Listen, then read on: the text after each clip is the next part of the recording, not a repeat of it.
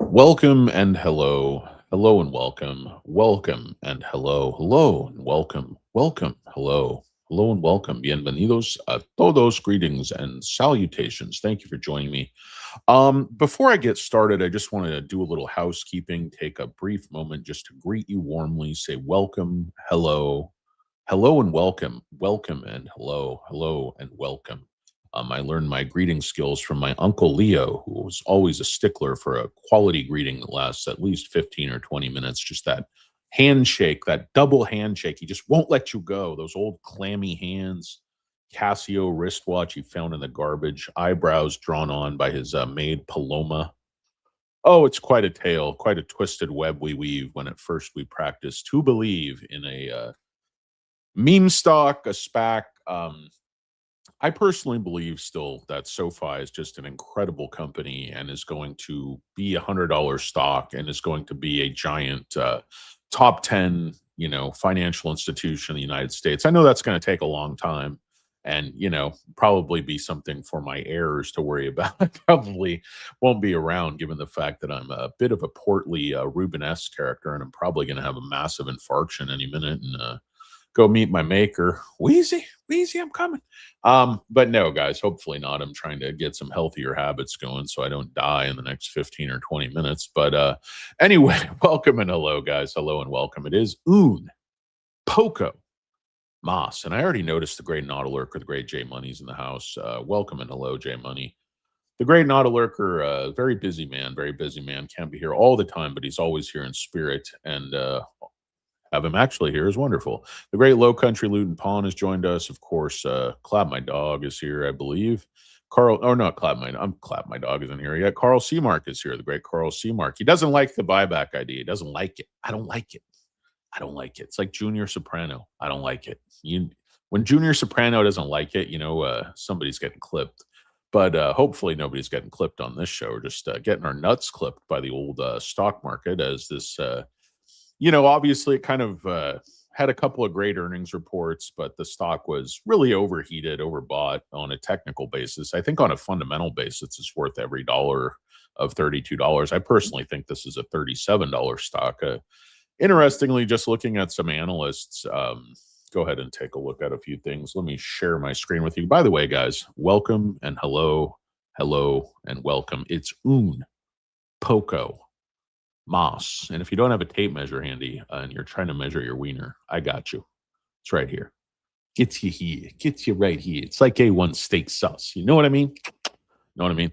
Anyway, guys, welcome and hello. Let me just say welcome and hello about 6 more times. Hello and welcome, welcome and hello, welcome and hello and hello and welcome. That's kind of modeled after my godmother, Gail King, who is recovering.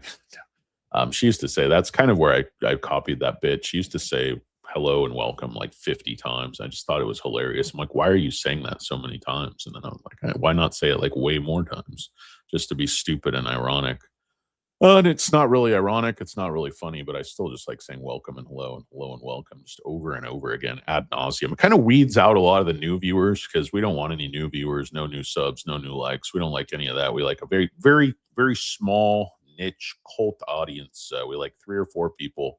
Everybody's got a tiny wing on the male side. The women, we can't comment on any of your parts because it would just be unseemly, ungentlemanly of me. But I can definitely talk about tiny wings till the cows come home. You guys want to do nicknames? I'm so tired. I don't really want to do nicknames. The nicknames are getting really stupid. What's up? We got the great Lisa here. Hi guys. What's up, Lisa? We got Dan Kasich. I think CRISPR will pop when we finally get a green day. Yeah, CRISPR is going to have a big reversal here because, the CRISPR offering was an example of an offering from a very, very strong position. They got a great price for it. They have an interest rate differential on the money where, they're paying 1.5 and they're making 3.5, 4 on their money. So they already have a big cash pile, about 1.8 billion in cash and cash equivalents. So it definitely wasn't something that was necessary. But if you look at their pipeline, they have so many things going. They have their fingers in so many pies that I just believe that pipeline, it's very hard to place a value on some of that. So yeah, I agree with you. I think CRISPR will move up. It's hard to say when. It's hard to call it bottom on that because it was, flirting between 60, 55, sometimes coming down to 50. Now it's below that level. Offerings just crush stocks. I mean, there's just no way around it. Offerings crush stocks. It doesn't matter if it's a good offering, a great offering. If it's a bad offering, you're just going to hell in a handbasket. You know, but yeah, there nobody likes dilution, nobody likes money raises, nobody likes, especially if you put it, under the current share price. Obviously shareholders are going to get kneecapped, but this is what I always have said about offerings is, there's a massive overreaction. It creates a massive opportunity. So you do an offering at 27.50. I thought the stock would probably fall to 24, 25 after that, because it always comes down at least to that area where they did the offering. And it usually falls another 10%, 12% below that level. Those same market makers step in and start to buy. And then that's when you see the reversal. But obviously with SoFi, there's so many things coming together. I mean, I guess, the market put the narrative together that even though it was performing great, growing rapidly, that's just overvalued. I really vehemently disagree with that. Again, I think this is a $37 stock. And it's interesting when you start to look at some of the, the analysts and what do they actually do with the company? Now, one guy I've noticed consistently is Dan Dolev. Now, I know Mizuho owns SoFi, so you have to take it with a grain of salt, but the baby seal, Dan Dolev, this guy really knows SoFi, studies the company in great depth, and I think understands the company. You have a guy, Andrew Jeffrey, same thing there. John Heck, I've heard him talk about SoFi, extremely, in-depth knowledge, really understands what this company is going for. And I think these guys understand not only the concept they're going for, but the fact that they're executing incredibly well. And the fact that Noto is still going to be executing, when this is a $100 billion company, the same way he was when it was a $10 billion company and even smaller. So, and then just, you see how kind of the tail wags the dog and these sort of things, there's these massive overreactions. You got a guy, Timmy Switzer, this haircut, kind of reminiscent of like a Gomer Pyle type, but I'm sure he's a good dude. Former member of My Chemical Romance, was bounced out because he spent too much time, doing finance rather than trying to learn his drum parts. But, we still respect him. Marginally, but it's just funny because KBW is the company that used to make these fugazi calls, like on when they had the little pit bull, that fat little mafioso looking guy, and he made that New Year's call, and SoFi just fell like 30% for no particular reason right after New Year's. Well, he's one of the biggest bears on the company, and he's now 13% upside with this sell. So he has a $20 price target on the stock. The stock's sitting at, 1750 or whatever it is, 1770. And so he's got 13% upside on the stock, and he's still at a sell. You look at some of these other bearish calls like Matthew Chode from Truist, who went from 28 to 21. Now he's got 20% upside. So even the bears, like, Midwest Values, Jeffrey Adelson, this guy who bolts on his head and, looks like he did a lot of wrestling, real wrestling. I mean, he hates the stock. Morgan Fudley has always bashed SoFi every single chance they got, as has the Chode, Timothy Chode from UBS. I mean, he has 40% upside on the stock. But the touchdown Jeffrey Adelson, Midwest Values, he has 1 to 2% upside on the stock. So he's seeing the stock as fair value. The only real holdout the stock is trying to come back to is the bologna sandwich, the great five head, Beaker, Giuliano Bologna, who raised, he doubled his price target from 6 to 12, but he's still got an additional 32% downside on the stock. Looking at the chart, I think the stock will find support at 15 if we, push comes to shove. You're afraid of love, but I don't know. I mean, you just have to wait and see what's going to happen. I'd be terrified if the stock went back to 12, but on the other hand, I would love to just load as many shares as possible. Sorry, guys. Let's see. Anyway, so yeah, what I want to talk about today is just conceptually speaking, the concept of share buybacks. Would it be appropriate to, and now I know they're not going to come out and say, hey, we're going to authorize $1 billion share buyback or anything, because the company's still not really cash flow positive. It's very close.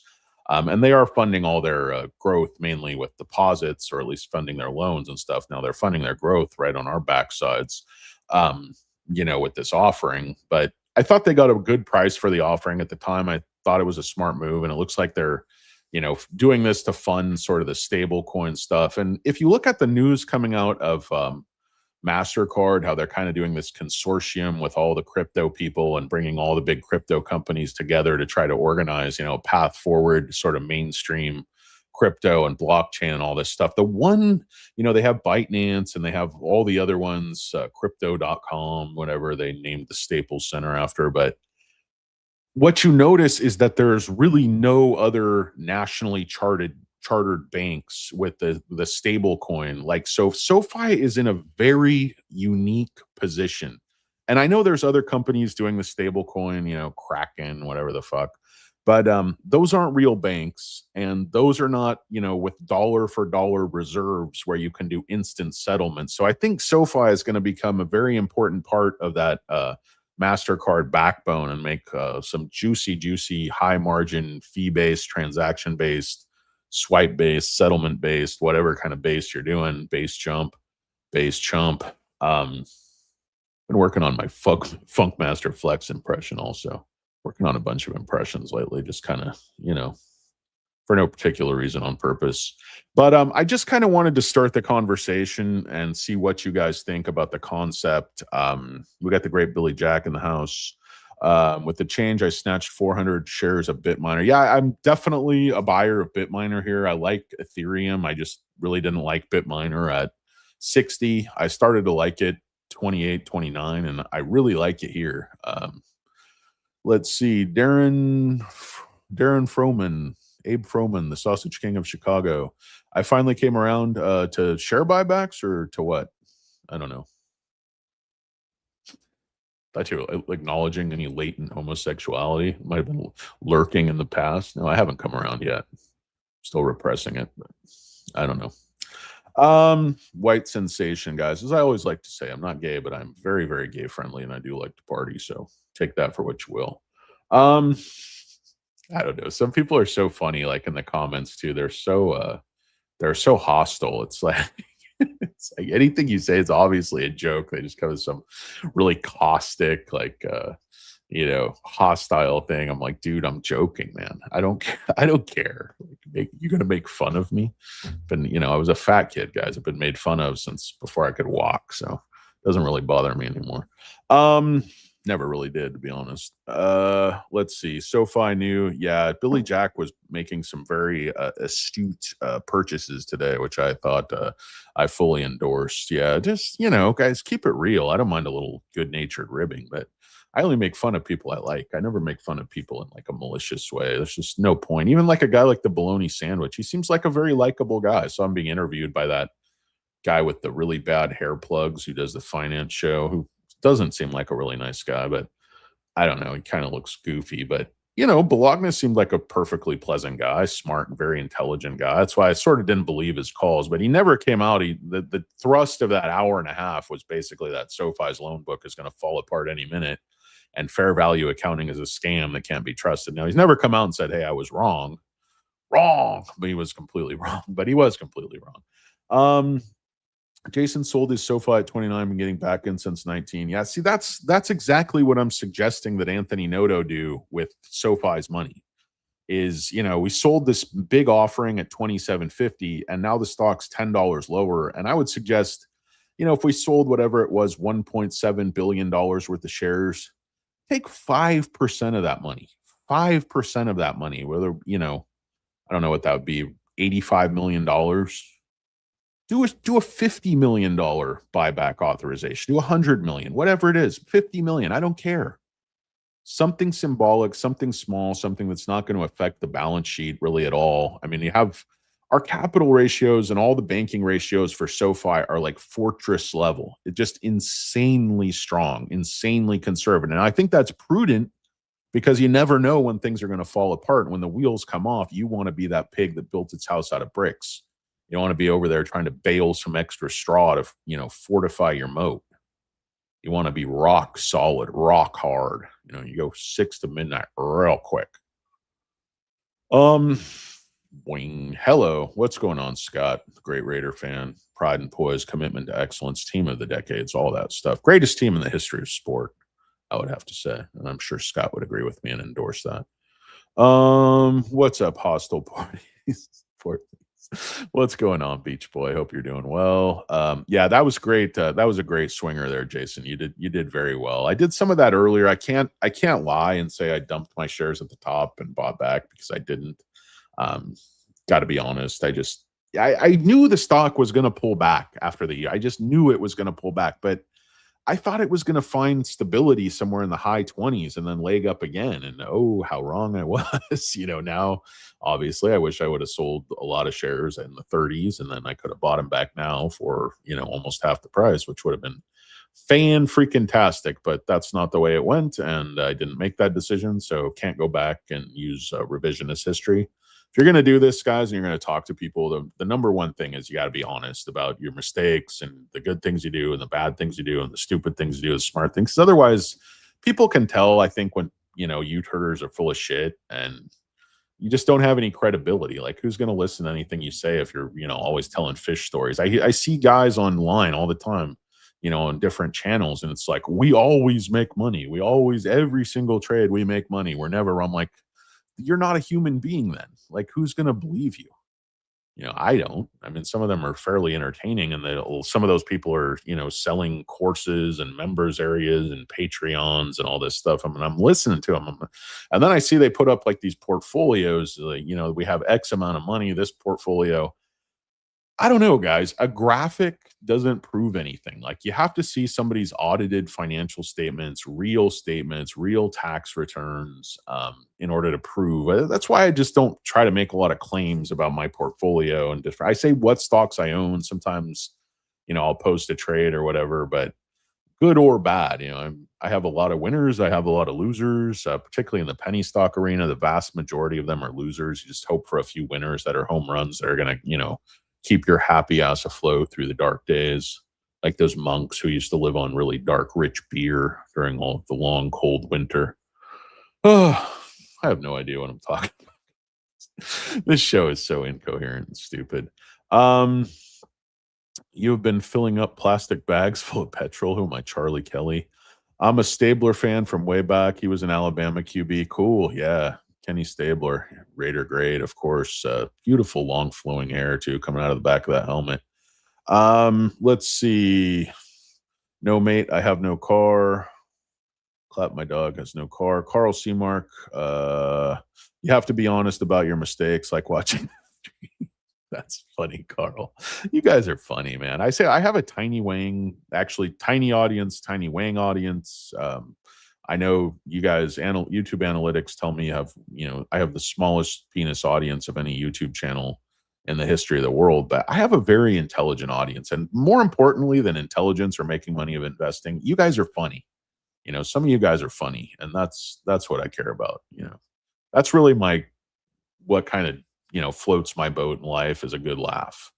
It's like, if you're funny and you're cool and you're chill and you're nice, like, I don't care if you make bad investment decisions as long as you don't get hurt too bad. It's like, I'd rather have somebody funny, cool, chill, and nice than somebody who's just a complete turd who makes a bunch of money in the markets. But that's just me. I try to do both. I try to be somewhat successful and also, kind of keep it a little bit lighthearted and low key. And of course, self-deprecation is my stock and trade.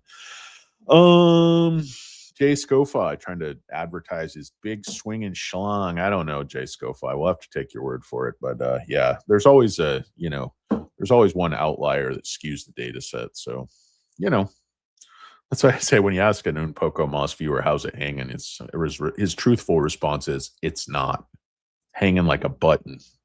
Anyway, we got no and then. I asked somebody the other day who they bank with, and they said Sofi. We got that going for us, which is nice. Yeah, the Dalai Lama. So I said, Lama, how about something for the effort? That's funny. I love Caddyshack. I wasn't expecting it at all. Asked why. I said, because they don't like. Yeah, I mean, that's the same reason. You don't like fees. You get more interest. Everything is better with SoFi than almost any other bank. I know there's some other online banks, Ally and Master, Amex has a bank, and discover how to bank. And there's a lot of online banks, but there's very few, I think, that put it together as well as SoFi, offer the product and also just offer the ease of use. I mean, when you call SoFi brokerage, I don't care what it is, you get through right away. Even like on OPEX day, even on a busy Friday, I'm calling to, put do not sell orders or do not exercise orders on certain options if I'm holding them, right to the bitter end, which sometimes I try not to do, but sometimes you're left holding a bag or holding your wang or holding your sack or whatever it might be. And, you got to make that call. Well, a lot of other brokers I've dealt with, now you can do it online. So you don't even have to, now you can do it in the app. So you don't have to call. But when I first started, SoFi first started playing options, because all you could do was buy calls. I didn't, it wasn't my home for options, but sometimes I just toy around with stuff. And it's great. You get right through. The people are super helpful. Some of the guys in the invest customer service are Unpoco Moss viewers. Some of the people in the executive suite are Unpoco Moss viewers, I happen to know, even though we do have a micro tiny wing audience. But anyway, guys, let's see. Jay Scofi is huge. Swinging Schniggis aside. Schmiggis. I don't know why I used to call my penis Schmiggis. It's like a little Irish character. But anyway, that's neither here nor there. That was a different time and a different place. He used to have a little accent. It's kind of a leprechaun situation. Is it weird if you imagine your penis as a little leprechaun? What's wrong with me, guys? So whatever happened to Dr. Bob? I know he stopped watching this channel because it was damaging him psychologically, but we definitely need a team of therapists and psychiatrists and clergy members out here just to keep me on the right track. What's up, White Sensation? I'm sorry I'm not writing more, but I can't. I'm glad that I can listen here while driving the lorry truck, using the phone while driving. Dude, you're a commercial driver. Don't do nothing stupid. Do not risk your livelihood and your family's well-being for Unpoco Moss. We know you're here, brother. We know you're here. We feel you. We feel you. I'll make idiotic comments and attribute them to you. How about that? I got your back.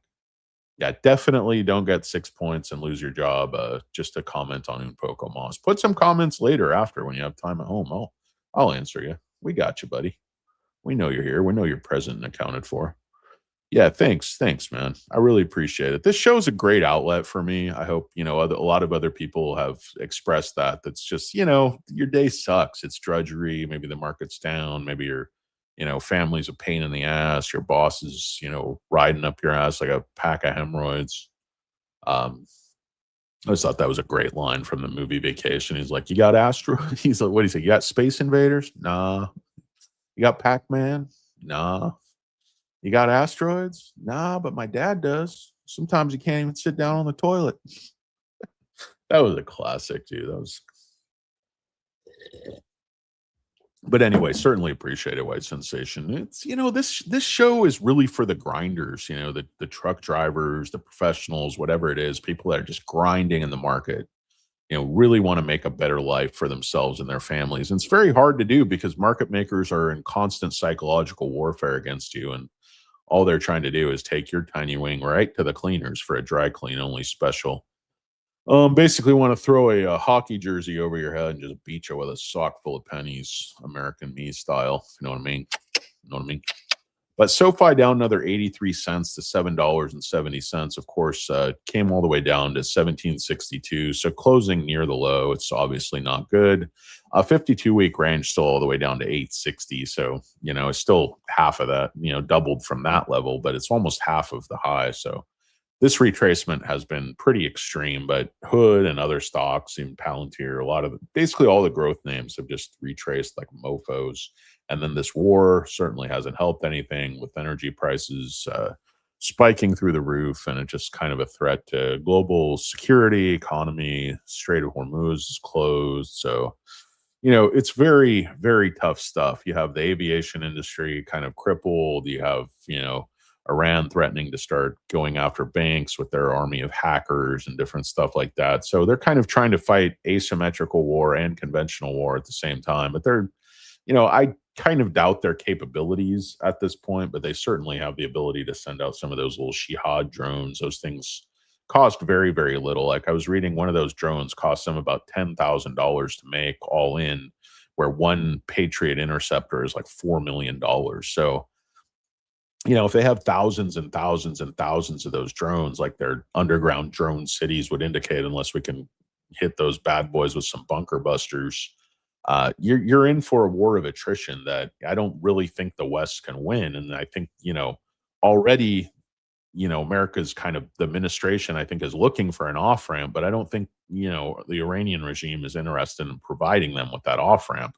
I think they feel like they actually have the upper hand in this conflict. And I don't know if they do or they don't, but I think that's their feeling. So, anyway, what happened today is just another red day all the way across the board. S&P, Dow, Nasdaq, Russell getting hit kind of harder than anything. VIX is up. Even gold was down, which is kind of unusual. Gold's obviously been on a tear, but sort of hitting some, I think, psychological as well as technical resistance at the um, 5,000 level. Kind of popped up above that, but I think it's going to probably draw back down under 5 over time. I think it's just too overbought at this point. I think the gold is kind of behaving like a meme stock frenzy in a certain way. Um, let's see who else we got. Buyback shown management has failed. I don't I just disagree with you. I'm not saying they should necessarily do the buyback, but authorize a buyback of, 5% of the offering. I don't really see it as a failure. I'll go over why. Like, management's not responsible for the share price, but if management is selling shares at 27.50 and buying back shares at set in the 17s, I think that's prudent. I think it's smart. But I'm not saying do it as a functional, deal where you're going to buy back $1 billion worth of shares. I'm saying do it as a message to try to, send to the market, send to the shorts, send to everybody that you feel the stock is, way undervalued. Obviously, because you do that offering at 27.50, you're almost acknowledging that the stock was overvalued at the time, or at least, that's how you're playing it. Doesn't really necessarily matter how you personally feel. It just matters, Noto, what he thinks the price action. He could think it's a $40 stock, but if he thinks it's going to pull back to 20, doesn't matter what he thinks, then he's going to, sell those shares at 27.50. But I respect your opinion, Clap My Dog. Let's see, Emilio. At least offer my first couple months, I'll be able to pour in heavy. Um, yeah, you're so young, dude. Don't worry about it. There's plenty of stocks that are coming along. It's not like, oh, if I miss the opportunity to buy Sofi, it's the end of the world. I like to talk about this stock, but it's not like the only stock out there. It's not, the best thing since sliced. But I just think it's going to grow. I think the growth and trajectory and you know, what I talk about with surface water is that there's such a huge amount of customers and revenue just right there for the taking. Is all you have to do is get them to switch banks, which is historically not an easy thing to do, but SoFi is making it look easy because SoFi has a better product. They give you a better deal. They give you more interest. They give you no fees. Everything's free. You can refi stuff as many times as you want. You can do everything from your mortgage to your life insurance to your travel, get discounts on all of it. In addition to your banking, credit cards, student loans, I'm sure they're going to be adding, auto loans and different stuff in the future. Though the car loan business is kind of a shitty business, but especially when things go bad. But let's see, Jason. Yeah, I haven't been hit that hard, but yeah, when you're losing 60% of your portfolio, man, it hurts and it's tough, and you start to question your judgment, you start to question your decisions, start to question fat idiots on YouTube, and I don't blame you. Yeah, that's a very, I mean, you must have been very, very aggressively invested. A lot of my money is in a lot more conservative stuff that hasn't been hit so hard, like Microsoft, Google, some, energy companies, healthcare companies, big pharma. And a lot of it's all been hit. I mean, besides right now, the energy stuff, but I haven't been hit for 60%, but I'm probably down. My portfolio might be down 20% or something, which I'm not happy about, but I feel for you. So I started with 12K, but I'm up. But damn, man, I've only been doing this 2 years. This is what I'm telling you. You have to take profits, guys. You have to take profits. If you see something's just totally overheated, take some money off the table. It doesn't mean you have to sell all your shares. But if you're buying SoFi at 6 or 8 and you see the stock run up to 30, take 20% off the table, take 30% off the table, take 50% off the table, whatever it is. And, put that cash aside in something that bears good interest so you can deploy it later when you get the pullback you've been looking, even if you want to buy more SoFi. because these downtrends don't, evaporate in 30 days. So you're not going to get caught with the wash rule or anything. And for people who are overseas, they might not be affected by a wash rule anyway. But what do you guys want to do? You want to talk about this buyback? I want to talk a little bit about the chart too, because this chart is very, very interesting to me. This is the level we're at right now where it closed. Let me just pull that line down. And you see, it's only a blip on the chart on the yearly right here, but the stock ran up, obviously, it started to ramp up here from 12, and then it started to accelerate. Like, you see how the slope of that move starts to change. It becomes much more vertical. It's more horizontal here. It becomes more vertical here, running at about like a 60-degree up bubble or whatever you call that in the submarine.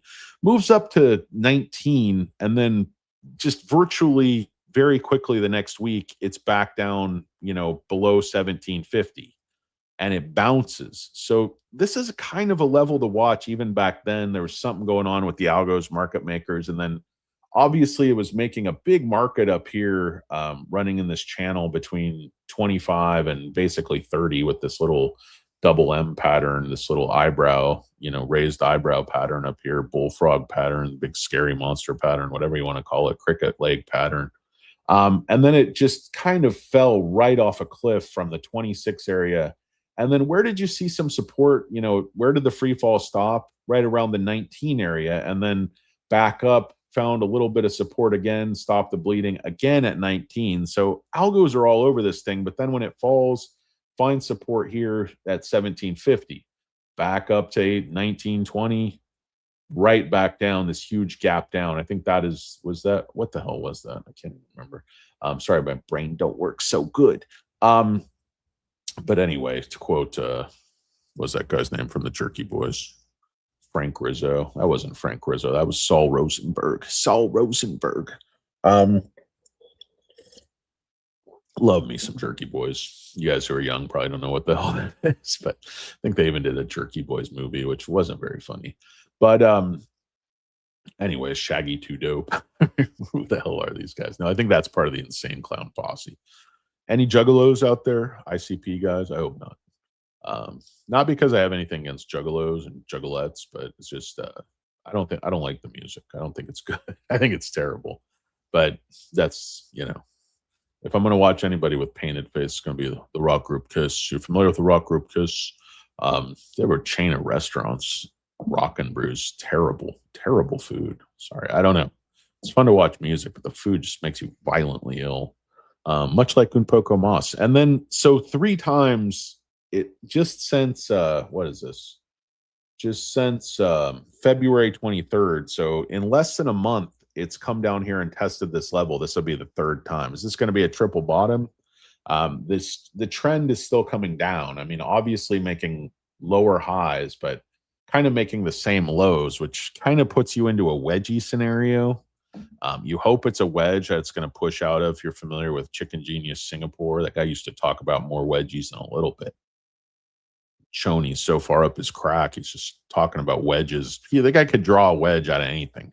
Give him a Rorschach test. Just throw a gallon of paint at a wall. He'll give you a wedge pattern on it. It was like, pull out. Here's a wedge. Here's a wedge. He was a big Tesla guy. I really used to enjoy his videos. Very smart guy, entrepreneur, but I don't know. Sometimes his charting is just a bunch of bullshit, quite often. So anyway, what's going on with the short? This is where things do get a little bit interesting because the short has increased a lot just in the last couple weeks, 2%. So, now you're looking at short interest of 135 million with only 22 million shares on loan, which usually historically for me has indicated they don't want to take it lower. But my prognostications have been right in the toilet, much like Punxsutawney Phil. So, if Danny sees his shadow, he's too fat. He needs to. I'm doing that 100 push-up thing a day because I got to get something going. I just got to get my fitness on track. So I'm eating a bunch of lentil soup, drinking green tea, trying to do the 100 push-ups. I got to do they call them girl push-ups, but they should just call them fat, out of shape people push-ups when you do them on your knees, because it's kind of insulting to women. I know plenty of women that can do plenty of regular men's push-ups, and I can't. I could do, probably 10 or so because I'm pretty strong. I remember years ago when I was still like 300 pounds. I could do like 35, 40 push-ups, really good, strict ones. I was just fucking strong as hell, in good shape for a fat man. But now I'm just fat and doughy, total turd. But you guys know that anyway.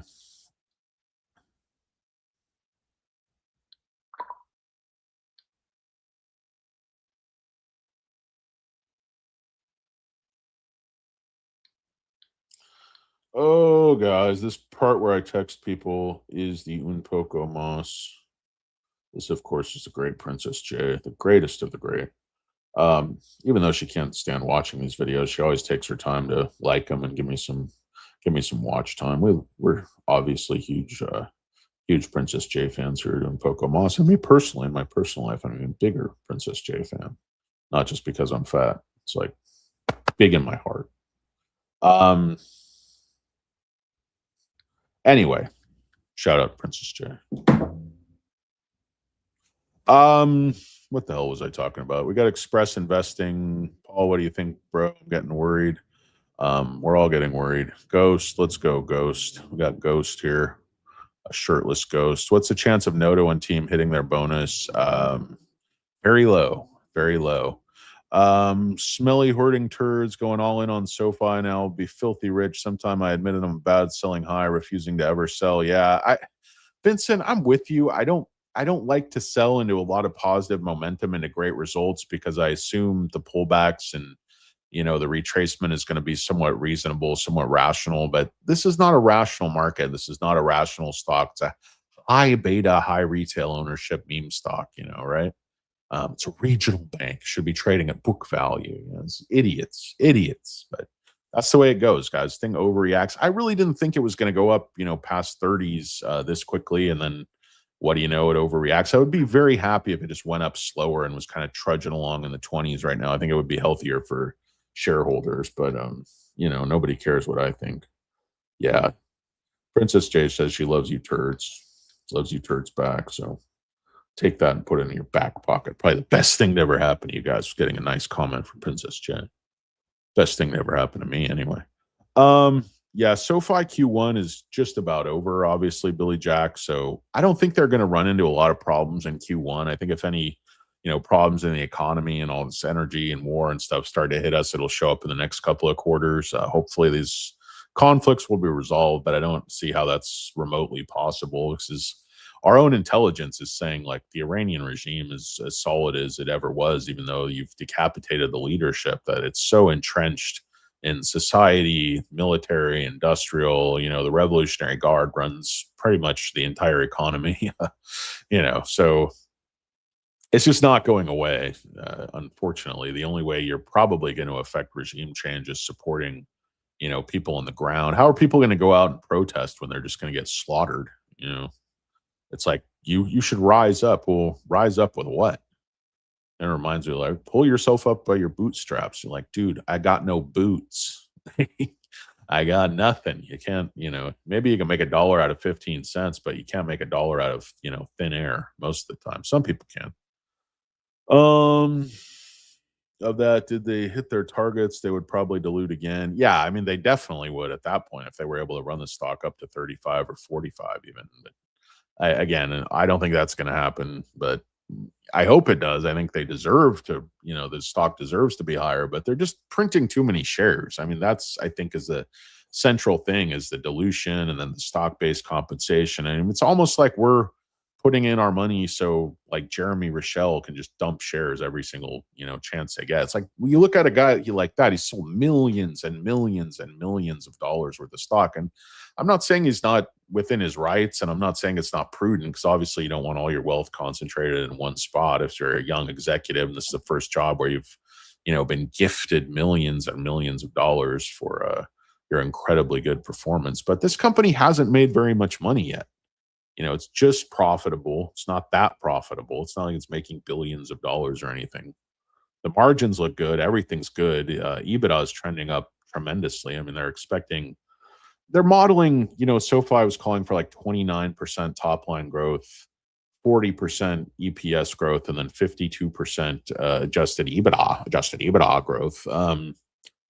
I'm looking for top line growth 35%, bottom line growth 45% as this margin rich, fee rich, revenue becomes a greater part of the mix. And I think I always talk about incremental margins because SoFi is a company built for once they get everything out of the way, they build the foundation, they integrate everything, they have all their fixed costs, taken care of. As you add more members, more revenue, more cross selling, you don't really add too much cost to the equation. So I think you're going to end up with incremental margins that are going to just absolutely, make people's heads spin and shock people. If you notice, they had to add previous quarters just to increase the profit by 30 million, which is kind of what they've done over the past, 4 quarters or whatever. They had to add like 90 million in incremental revenue to get that 30 million in incremental profit. Well, last quarter they only added, I think it was 50 or 60 million in incremental revenue. I know that's not why. There's other charges, one-time stuff, but the point is, I think that trend will reveal itself, and really slap somebody in the face. But anyway, where's the bottom? Listen, on the chart, this is my feeling. If it breaks down below this level, I think the support is right here around 1485, 1470, somewhere in there. There's really nothing here to catch the free fall. I mean, you could maybe make an argument that there's a little bit of support like 15 and a quarter, but let's not split hairs. I think if it breaks down below here, I think we're going to 15. That's just my honest opinion. Hate to say it, don't want to sugarcoat it, but that's what I say, guys. I'm always going to be honest. I'm going to be wrong quite often, because I'm a human being and I'm not the smartest, not the sharpest knife in the drawer, to be sure. But yes, for the guy who always says, "Did I eat paint chips as a kid?" Perhaps I did. Ryan Sartell, Sofa, good comment. Do you have Instagram or some other way I can chat? No, Ghost, I don't. I don't have any social media. I really hate social media. I hate the fact that I even started this channel because this is kind of social media, but I don't really consider this social media. I don't want to post my thoughts or my, pictures of my food or anything like that. Just who gives a shit? Who gives a fuck? As Howard Stern said once, quite profoundly. Yeah, where's the bottom? I mean, you're sitting on it, buddy. You're sitting on a pocket full of kryptonite. Yeah, I don't have any social media. Sorry, guys, but you can always email me if you want to. Fat Tennis Ninja Hotmail. Fat Tennis Ninja Hotmail. So a couple of people email me there. I'll chat with you. If you get in the inner circle, like the Great Naughty Lurker and a couple other of my viewers, you can have my number. You can just text me. But we're not on that level, man. I've seen you shirtless, but that's merely a formality. That's merely a handshake for me. Got a sauna together, dine together, go to a nice steakhouse, perhaps Fogo de Chao. To lunch at Fogo de Chao. I love saying Fogo de Chao almost as much as I love eating the unlimited meats at Fogo de Chao. Dude, Brazilian barbecues are really my jam. I love all you can eat. It's not because I like to stuff myself. I just like the choices. And I like to stuff myself. But I don't do it like I used to do it when I was like psychotically lifting weights younger, where I'd go into a Brazilian barbecue and eat like 50 servings of meat. Now I'm getting old. I'm getting, like sloth-like in my movements, economy of movements, not getting my steps like I should. So I go in, I probably only have like 10 servings of meat, little slices. I'm like, come on with the picanha, buddy. Come on, another slice, another slice, another slice. Like that's all I have. So go back to that fire thing. Get you another picanha. By the time you get back here, I'll be done with these. Okay, Choach? Lickety split, buddy. Come on. Danny's hungry. Old cornbread. By the way, get me some cornbread. Also get me another mini water. Anyway, what the fuck was I talking about? I do have an OnlyFans. It's very difficult to find. Only the discerning chubby chaser will be able to track that down. But it's pretty much PG-13 content. It's just me, sitting on balloons, crushing stuff, mukbang videos where I eat a lot of barbecue in a Speedo or a singlet or a toga. It's basically me in outfits, just doing the same bit, but I just show a little skin, a little man boob, little man cleavage, if you will. Perhaps a little hint of my apple bag squeeging out of that Speedo. That's something you want to pay for, believe me. Only have one subscriber. Not sure who it is. Yeah, Not a Lurker posts stuff for me because Not a Lurker's the best. He's my representative. Not a Lurker's my representative throughout the greater tri-state area. Billy Jack's my representative down south, as is Low Country Luton Pond.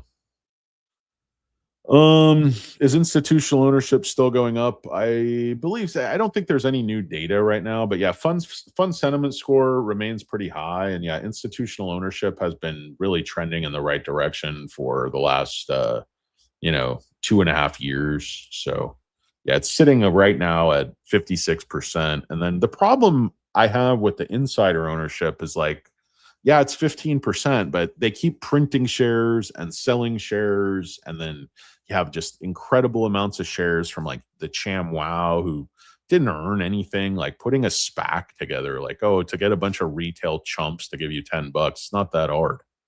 I can go out on the street corner and, shake my booty and get $10 out of the next truck driver I see. Believe me. Hey, you want to earn $10 the hard way? Judge Smales. That's a great steak. I can still see where the jockey was hitting. I take my wife everywhere. She finds her way home. Honey, for our anniversary, I want to go someplace I've never been. He's like, okay, how about the kitchen? Big Rodney Dangerfield fan, by the way. You guys fans of the movie Back to School? I thought that was hilarious. Great movie. It just basically him doing his bits and his stand-up and stuff. But yeah, institutional ownership definitely trending in the right direction. Short interest kind of trending in the wrong direction if you want the stock to go up. But anyway, guys, let's get into my fabulous AI nonsense here. This is just basic stuff. Again, I'm not saying it's like anything revolutionary, reinventing the wheel. I just make an outline. I basically write in a few paragraphs and have Copilot write me up an outline just so I can kind of make sense of things and go over some points, because otherwise my severe ADHD, like I say, I have the attention span of a fruit fly, which tends to die in like 30 seconds. I don't know how fruit flies reproduce and die so quick. Doesn't really make a lot of sense to me, but or an aphid or something. Just my attention span is very low, as you can tell. So I start talking and joking. So that's why I started doing these outlines. But don't think I'm like pumping out these videos just with AI talking points, because that's not at all the case. I really put a lot of thought into what I say, because I think you guys really deserve that if you're gonna, spend your valuable time with me. I know you have a million other channels you could watch and a million other things you could do that would be far more useful and productive and fruitful and fun and interesting and entertaining than watching me on YouTube. Hey, the fat guy's on. Like, well, should we go to dinner? Well, Danny's on. It's like, nobody cares, nobody cares. A lot of fat guys out there on YouTube too. Warren, you could watch Warren Red Balls. You remember that guy was a big Tesla guy, big napkin math guy. What happened to all those people that were saying Tesla, like by 2025 is going to be worth $10,000 a share, and there's going to be all these robo taxis? They're going to build 2 factories a year. Like that one New Zealand or Australian tool who, sells his course and just doesn't know fuck all about anything. Like, he's telling you, the stock, like he was saying all the other car companies on earth are going to be out of business by now. It's like, BYD sells so many more cars than Tesla. I'm having trouble. I still hold a huge Tesla position, and I've been in Tesla since 2016. And I knew a lot of people who work for Tesla and SpaceX. I'm like right there. And so when the Model 3 was coming, I knew it was going to be massive. And I knew, they were already working on full self-driving way back then. And I think it's an incredibly good company. They have great engineers. They have incredible people working there, driving that thing forward. And I think they're going to be fine. I mean, they're going to have their robotics. They're going to have their robo-taxi. But I just look at, like, there's companies in China that I think are at least on par with what they're doing. I mean, there's, Pony AI or whatever it is on their like 12th generation robo-taxi. And then I see robo-taxis going all over West LA, Santa Monica, Beverly Hills, Hollywood. I mean, Wemo, they're everywhere. And I'm driving all through them. They work fine, So I'm not saying they have the sophistication of a Tesla algorithm, because I know Tesla does everything with just cameras instead of they use LiDAR and radar and extremely detailed like HD mapping. So it's sort of a more low-tech solution. It's kind of like more of a Neo solution cobbled together. I know they just did a massive update, which got them really upgraded their whole full self-driving game, but I don't know. It's getting sort of shaky for me where I'm like, okay, Tesla pops back up to 500.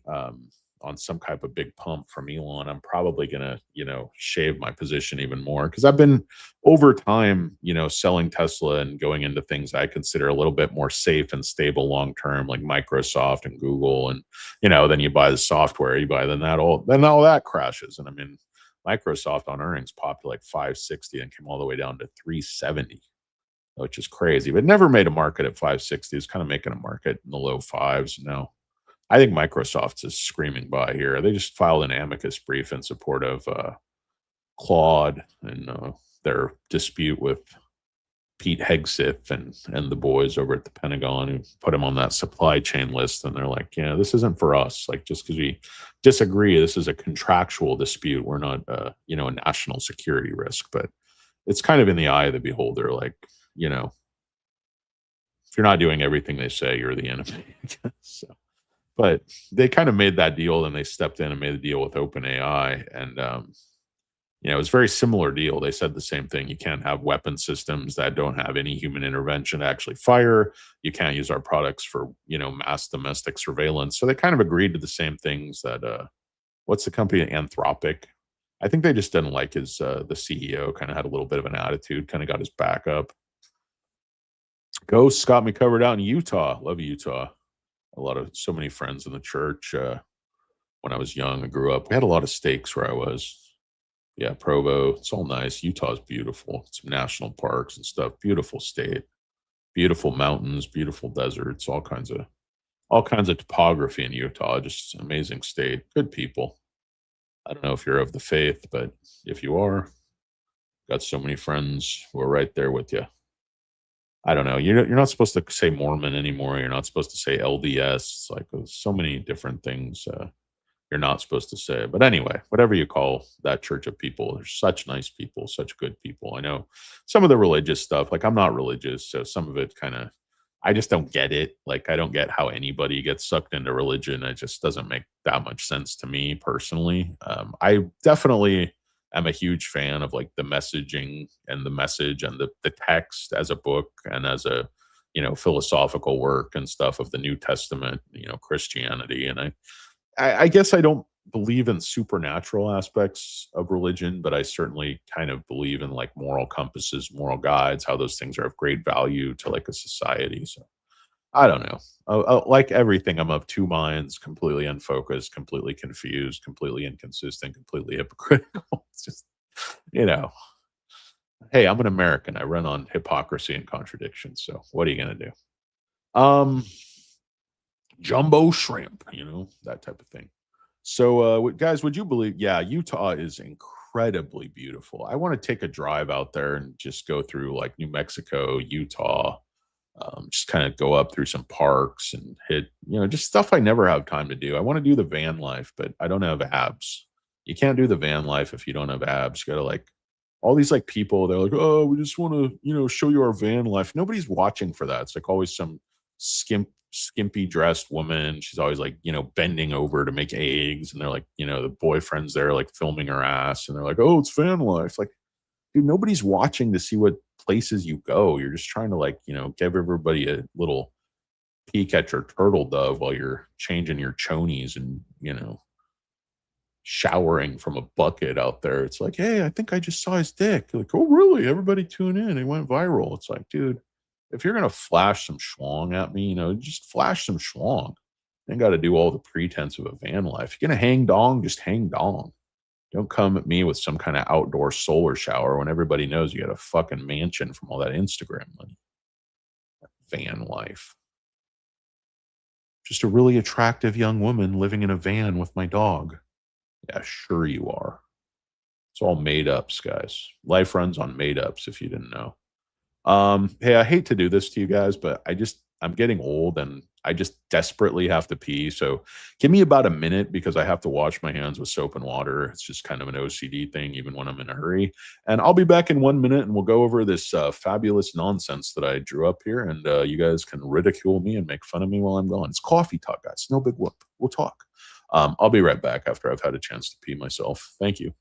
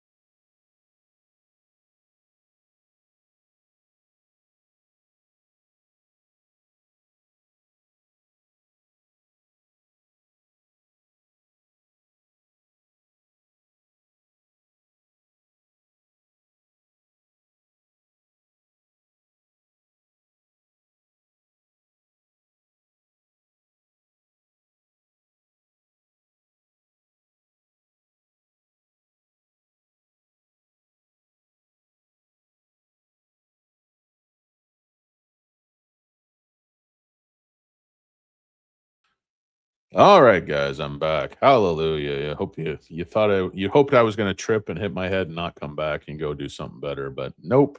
It's me. It is I. It is he. Um, yeah, I definitely wash my hands.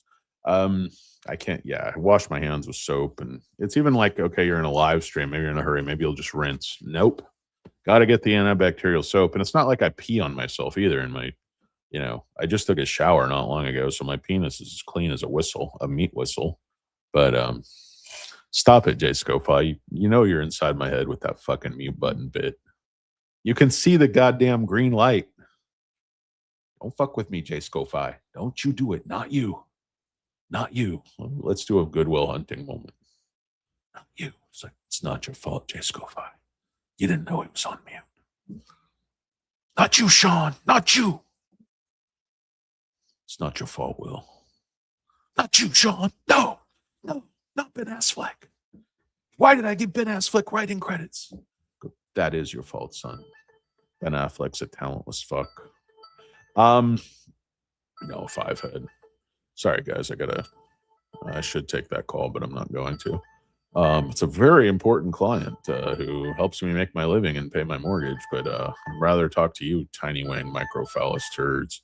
Banks in general have been trending down all year. SoFi won't turn until Yeah, I mean, Terry Hurst, that's a fair point. I mean, but listen, I'm a big JP Morgan shareholder. You had a lot of Bank of America. I dumped some at the highs. I had a great run with both. I mean, JP Morgan, I think I took from like 120 up to 320 or something. And then Bank of America, I was buying, I think 31, ended up selling out of a lot of it at 55, I believe. So I still hold a lot of both stocks. I hold more JP Morgan than Bank of America. I hold a lot more SoFi now than I do, JP Morgan. But JP Morgan's pullback was, more like 10 to 15% off the highs, maybe 20, where SoFi has been cut in half. And obviously that's going to be, the exaggeration of the, high beta, high retail ownership. Mostly JP Morgan, I'm sure, has tremendously high institutional ownership.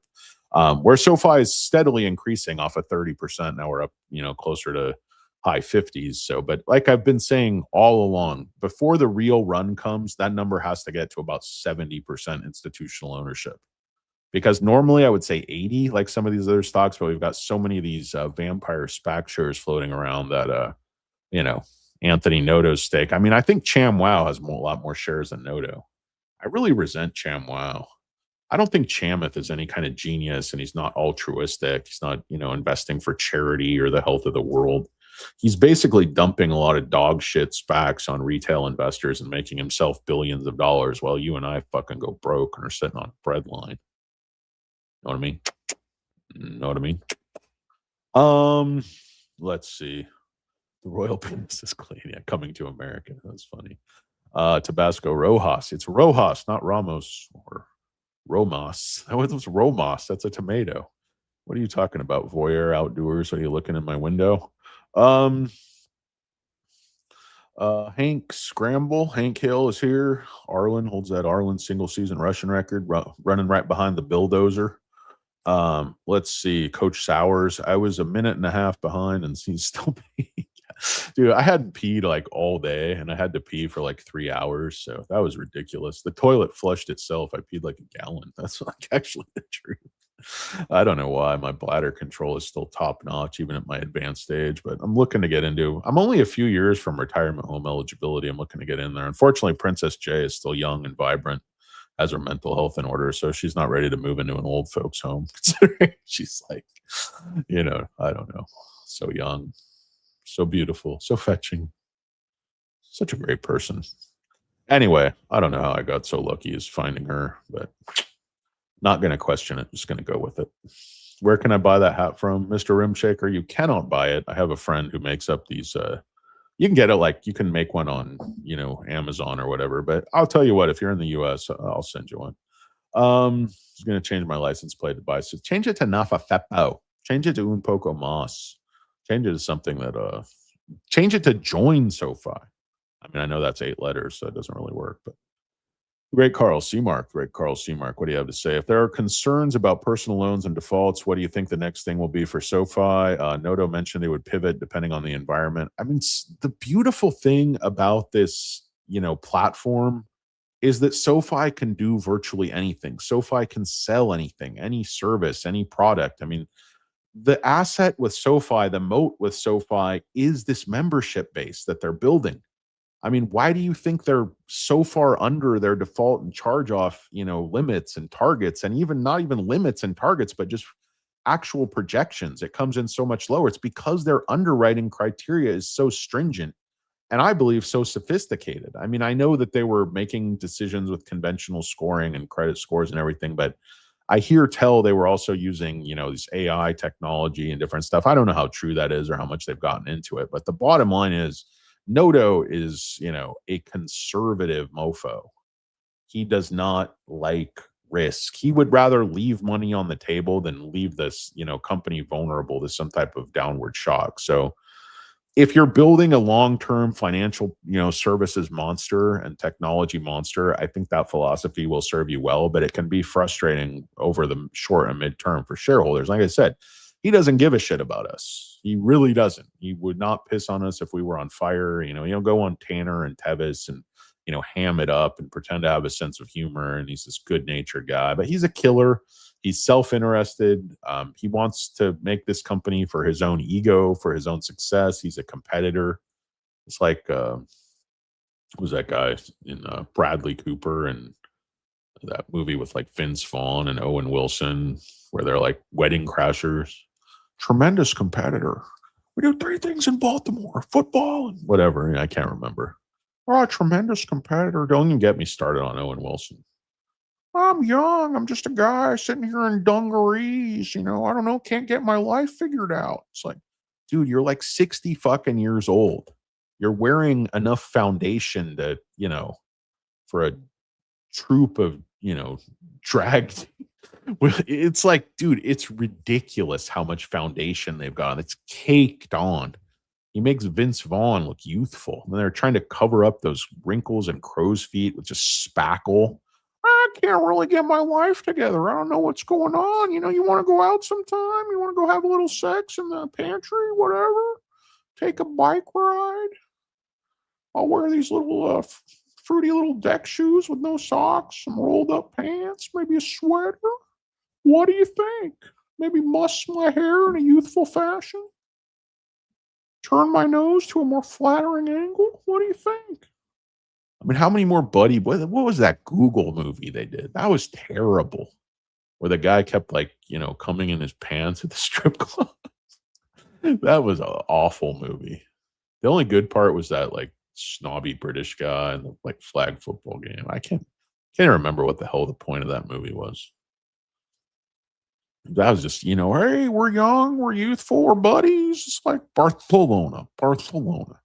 See Vince Vaughn's girlfriend in that movie? Give me a break, dude. You're an unemployed, going nowhere Vince Vaughn living in some shitty apartment and you're pulling that? No chance. It's like, it's like Seinfeld thing. Like, oh, I'm a struggling comedian. Every girlfriend, every new week looks like some kind of supermodel. I don't know. I don't like her. She had smelly fingers. Like coming up with any reason. She didn't eat her fruit properly. Oh, I can't be with her. Well, no problem. There's going to be another model caliber woman here cast for you the next week. People are just terribly unrealistic in these castings. How old is Cornbread? Cornbread is right around 50 years of age. Cornbread is aging very poorly. He's very stale. Yeah, I'm the big 5-0. Can I send you my address in a message? That would be awesome. Yeah, email or sure. Yeah. fattennisninja@hotmail.com.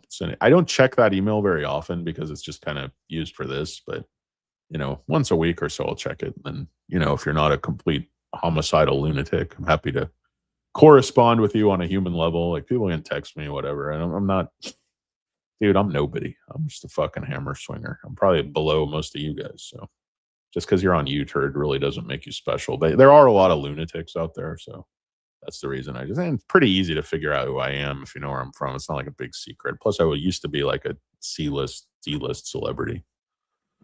So some people kind of know me from that. My comedy days, comedy writer.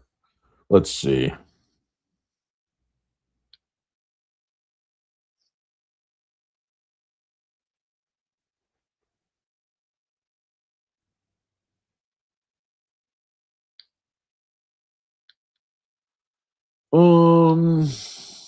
Let's see. Okay, that was my insurance agent. Got to get me some more life insurance. I feel like every time I'm like, let me get some more life insurance at the infarction. Fat tennis ninja, all one word at Hotmail. Fat tennis ninja. I know it's not just a name. I'm a badass tennis player. Taught tennis for many, many, many years. Much better coach than I am a player because I'm fat and slow. My ankle hurts, but don't try to. I'll ace you any which way you want. Down the tee, out wide. I'll kick serve, hit a kick serve over your head. My volleying is tremendously solid. My forehand is just a nightmare. My backhand, kind of shaky. I can't decide if I want to hit a one-hander or a two-hander. All over the place. But anyway. Adobe down on earnings, is it? Yeah, Adobe was really, really hot there for a while. I guess they had their yeah, there it is. There it is trending. Ooh, yeah, fell off a cliff. How bad was the earnings, I wonder? Okay, they beat the bottom line. What was the wrap on it? 606 per share, 6.4 billion in revenue. CEO Shantanu Narayan's unexpected resignation, concerns over AI competition. Yeah, I sort of AI.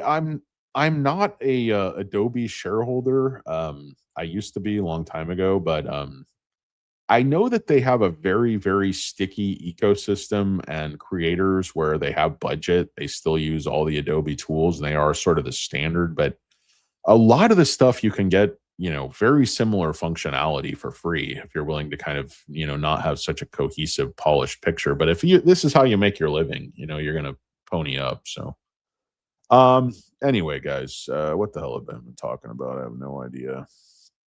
Yeah, Tammy Faye's got nothing on Owen Wilson. Like, hey, I don't like to be painted with that broad a brush. I loved him in Royal Tannenbaum. So I love Owen Wilson. Like, he's funny as hell. He's a really good, funny guy. Just like, dude, stop trying to play like you're like in your late 20s when you're in your late 70s. Dude, Vince Vaughn looks like fucking Frankenstein. He was pretty funny on Curb Your Enthusiasm. Give him that. But anyway, you guys want to talk about this offering, why we shouldn't do the offering? So why I think this thing can make sense. So a buyback after a dilutive offering sounds contradictory, but it can be strategically brilliant. Issue high, buy low. It's capital discipline, not chaos. It shows management understands valuation cycles better than the market. And I think this is just a swing. This is just a pullback. I don't think all of a sudden, market makers thought it was a $30 stock and now they think it's a $15 stock. It's just the market overreacts. These are the ebbs and flows, and they want you to basically buy high and sell low, sell the dip and smell the rip, all that fun stuff we always talk about. And this is what I'm talking about. It's not that I want them to buy back $1 billion of shares, obviously put a big hole in their balance sheet. It's just a symbolic authorization to signal to the market we are prepared to do this right now. Could authorize 50 million, authorize 75 million, authorize 100 million. Probably no more than that. You probably won't even do it. But I think just authorizing it with a vote would be meaningful and would send a message to the market. You don't want to take a half measure. Trust me, Mike Ehrmantraut is my head of security. Put a 38 snub nose in your mouth and go boom, curb stomp somebody. I love me some Mike Ehrmantraut. Management believes the stock is undervalued. It signals that. It also signals the company is not in distress. It also, and this is what I mean, putting your money where your mouth is, willing to put capital behind their words in terms of their, valuation profestations or professores or protestations. I don't know. Especially powerful in a retail heavy stock like Sofi, because messaging is everything. Our emotions are everything. We're little emotional characters. It could reverse the narrative. So an offering created dilution, supply overhang. and management thinks the stock is expensive, and that's they're signaling that to the market. We're going to raise money here because we're in a position of strength. It's good. We're getting a good price for the shares. Now, a buyback flips that story. We raised for growth, not because we thought shares were overpriced. We're opportunistic, not desperate. And the mechanical market impact, even a small buyback, absorbs excess supply, forces shorts to rethink positioning, gives market makers a floor, and reduces volatility. It helps stabilize a high beta fintech hybrid like Sofi. Why they haven't done this is, I think, what Clap My Dog was talking about earlier when he said, if they did a buyback, he would lose faith in management. So some of this, the regulatory reality is that SoFi is still early in its life as a bank. Regulators prefer young banks to build capital, maintain strong CET1 ratios. I don't know exactly which one that is, but avoid discretionary buybacks until more mature. And I would agree with that. Even if SoFi can do a symbolic buyback, they must consider the perception. Our perception right now is not as important to them as the perception of the regulators, because they're trying to do all kinds of things with crypto and stablecoin and kind of become sort of a fiat reserve currency. That's the wrong word, fiat currency. This doesn't make any sense, but kind of a reserve backbone on some of these, payment settlement stuff, as you guys know. So regulatory perception, capital planning expectations, the fact that they're still proving themselves as a bank. I don't think they're really still proving themselves as a bank. I think they're young, they're small, but I think they've proven the concept quite readily, quite sufficiently already. The trade-off, a buyback would be psychologically powerful, but regulators prioritize stability over messaging. SoFi is trying to thread the needle between investor sentiment, regulators' conservatism, and long-term credibility. SoFi's capital ratios are shockingly strong. Their ratios are in the range normally seen in mature regional banks, long-established institutions, companies regulators never worry about. For a young bank, this is extremely rare. They're usually, just hanging on by their shoelaces. SoFi is growing, profitable, and building capital buffers simultaneously. Most high growth banks burn capital where SoFi is stacking it. Regulatory implications, strong ratios mean no distress, no liquidity concerns, no solvency issues, no forced capital raises. This kills the they'll dilute again narrative. It doesn't kill the they'll dilute again narrative. It kills that they have to dilute again narrative. But, if they're growing fast enough, I have no problem with raising money in dilution. It just has to make my shares more valuable. It shouldn't kneecap me, cut my nuts off, and feed them to a pigeon. A pigeon flying away with my nuts. What does that do for me? Nothing. Absolutely nothing. Nothing, honey. So future capital returns set up. Once regulators are satisfied with maturity and stability, SoFi can do buybacks, dividends, capital optimization. The ratios are trending toward a green light moment. Bad reasons share the same DNA. No clear money raised, no clear use of proceeds. Timing makes no sense. Narrative contradicts management messaging.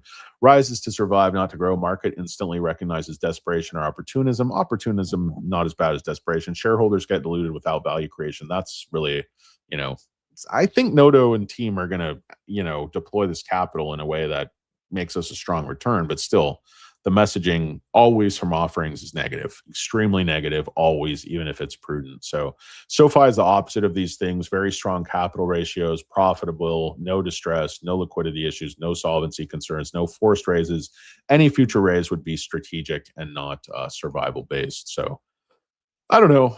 My take on it is kind of neutral. I'm not saying run out and do a money raise, but I'm saying, or run out and do a buyback program, but I'm saying authorizing something small, something symbolic, I think sends a message to the market that SoFi, even though it's young, it is really a serious, mature company with a serious roadmap, a serious future. And I think part of that is engaging with shareholders, supporting shareholders. I'm not saying prop up the stock, but if you recognize strategically that your shares are that undervalued, I mean, I believe Noto believes me, and he's more aligned with me that SoFi is going to make close to $1 a share next year, unless the whole economy goes bad, all these defaults, start to come in and all that stuff. No, not a lurker is looking for $30 by end of March. Just sent me an email. Hope to hear back from you sometime. Absolutely, you will. You definitely will. I always get back to people. I have like no audience. I have this not only a micro audience, but a micro wang audience. So yeah, I have no problem getting back. You guys have corresponding with you guys. Margins are going to grow like crazy. EPS is only snowballing. These room temp IQ idiots. Yeah, I agree with you, Rim Shaker.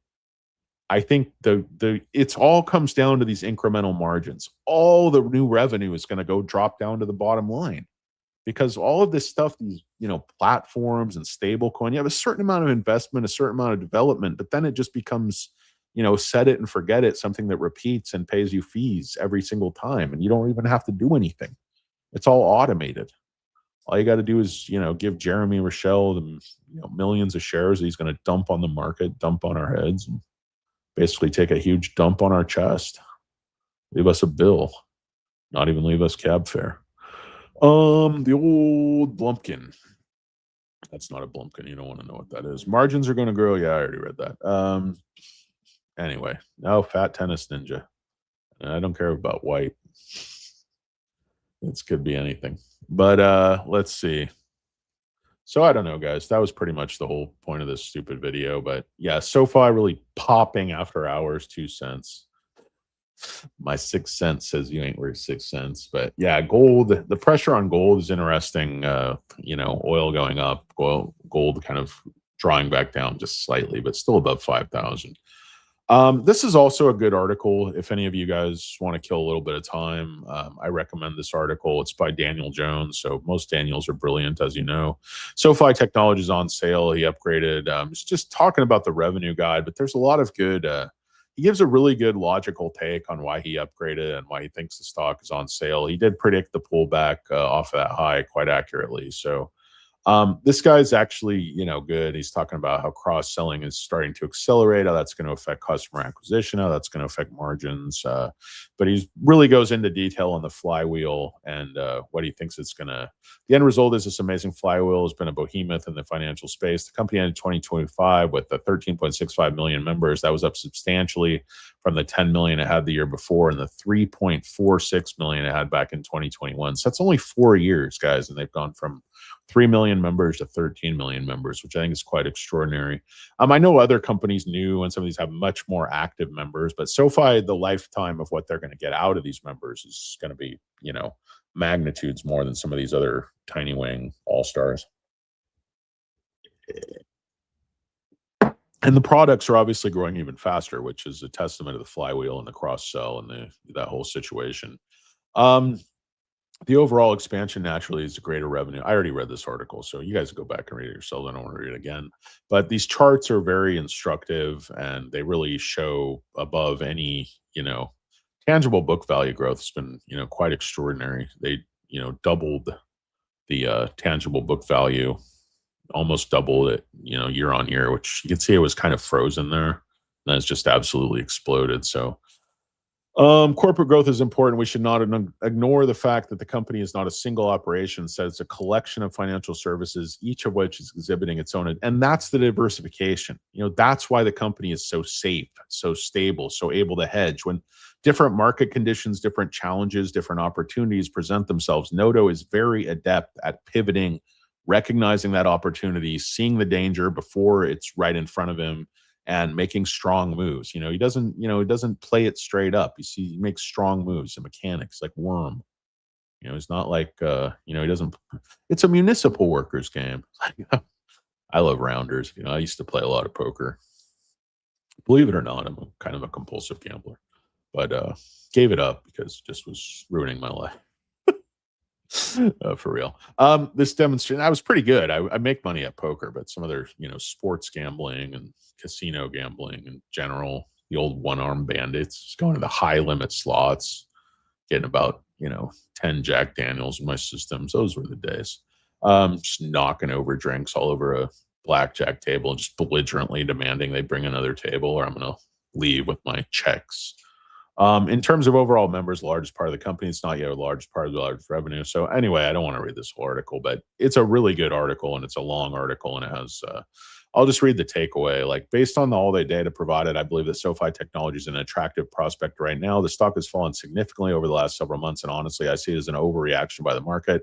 Shares of the business are trading on the cheap relative to other comparable firms. When you add this on top of continued growth and the benefits that it should get when investing in its flywheel, I firmly believe that upgrading to buy makes sense here. And I firmly believe that I agree with you, good sir. the great Daniel Jones. I love your Indiana films. Anyway, guys, I guess that's about all I had for you. I confirm both liked and subscribe. Do not like and subscribe, you son of a bitch. Son of a bitch. Don't you do it. Green tomorrow, Dan Win. I don't know. I don't know. I don't see why.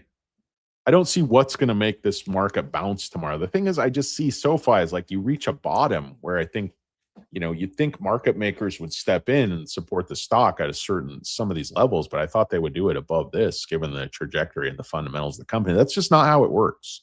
You cannot buck the trend. The trend is your friend. The trend is everything, et cetera, et cetera, et cetera. 2026 will be explosive, like an Iranian tanker, the quarterback.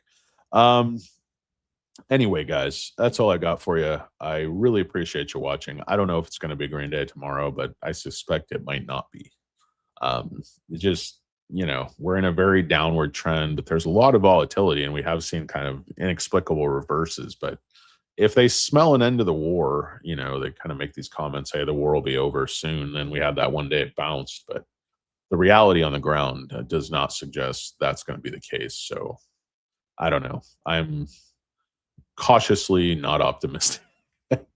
We'll see, guys. If it goes lower, I'm going to buy more. So instead of a buyback, they should buy a company like OPFI, Expand Technology. That's a great idea. I mean, they raise the money. I just want to see it, put to work in a way that sends, not only is good for the company fundamentally, Terry, but just also sends a message that this offering wasn't just for general corporate purposes and to stake the stable coin. It actually has got something in the works brewing that we were thinking about that's going to make a dramatic,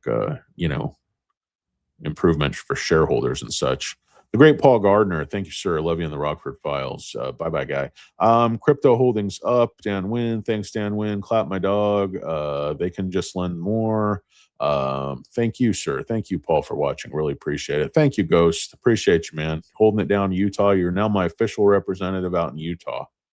So congratulations. It pays nothing, and there are all kinds of duties. It's like trying to be a hang-around at a 1% motorcycle club. I'll call you, got to bring my old lady an in-and-out double-double. Like, I got to drive all the way from Lehi, Utah, down to sunny Southern California to bring you a double-double. So it is, Ghost. That's the way it is. You're in the Un Poco Mas hang around. I like those videos where like sport bike riders try to pass the motorcycle gang guys and they get all completely bent out of shape. It's funny. What's up, man? What did I do? It's like, don't pass. Don't you pull up here again. I'm going to fucking kill you. Guys are totally crazy, man. People are so quick to violence. But then again, as a First Amendment auditor, I just want your name and badge number. So name and badge number. I want to speak with your supervisor. Like, sir, this is a Dairy Queen. Okay, so I'll take a Blizzard. Guys, thanks, Terry Hurst. You make some very intelligent comments. I appreciate you watching this stupidity. You bring a sort of a well-seasoned, like much like Not a Lurker, you're a very handsome bald man. You might not actually be bald. You might be sporting some kind of a comb over there. I can't really tell due to the shadows, but either way, you're a very attractive man. We salute you and your missus for that. Jay Scofi, do not like and subscribe. It'd be the worst mistake you ever made. It's like when you watch that movie in The Ring, you actually end up with your tiny wang getting even more tiny within 5 days, and you can fall down a well and your eyes will start glowing. It's all kinds of things. Yeah, buy new. I think new is a really good buy here. What's it down to, Dan? About 14 again? I was fortunate enough. I think it was Tanner and the Canadian FinTech Mafia boys were pumping that thing when it was like fell all the way back to 10 or so. I really kind of loaded the boat at that point. But yeah, I think new is an excellent buy here. They're very good growth, very good management, very good roadmap, good products. I think new is a good. I don't think they're going to take out SoFi or anything, but you got to, hedge your bets. And if there's more than one great company, more than one great management team out there, try to diversify and buy more. Anyway, guys, Oleg, appreciate you. The great J Money, great Not a Lurker, appreciate you so much. I don't have time to read off everybody who was here. Sanjay's left foot, clap my dog, everybody. Katie Wentworth, I remember seeing you. Lisa Rimshaker, thanks a lot, guys. Really appreciate you. White Sensation with some good comments. Voyeur Outdoors, chiming in on my Owen Wilson stuff. And of course, we got to shout out the great Scott because he's great Scott. I didn't even do that on purpose. 1.21 gigawatts. Danny's best mate is Temu. Yeah, I like to order a lot of shit. Cornbread is old as shit, old and stale. Anyway, guys, thanks so much. Jay Scofi, really appreciate you guys. Paul Gardner, Hank, thanks, Hank. Hey now, it's just no bass in it.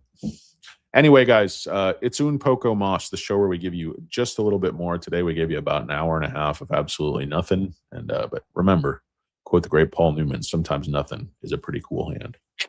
Know what I mean? Know what I mean? Know what I mean? Know what I mean? Tiny wings. Know what I mean? Tiny wings. Know what I mean? Peace, guys. I'm out. And I'm a big idiot.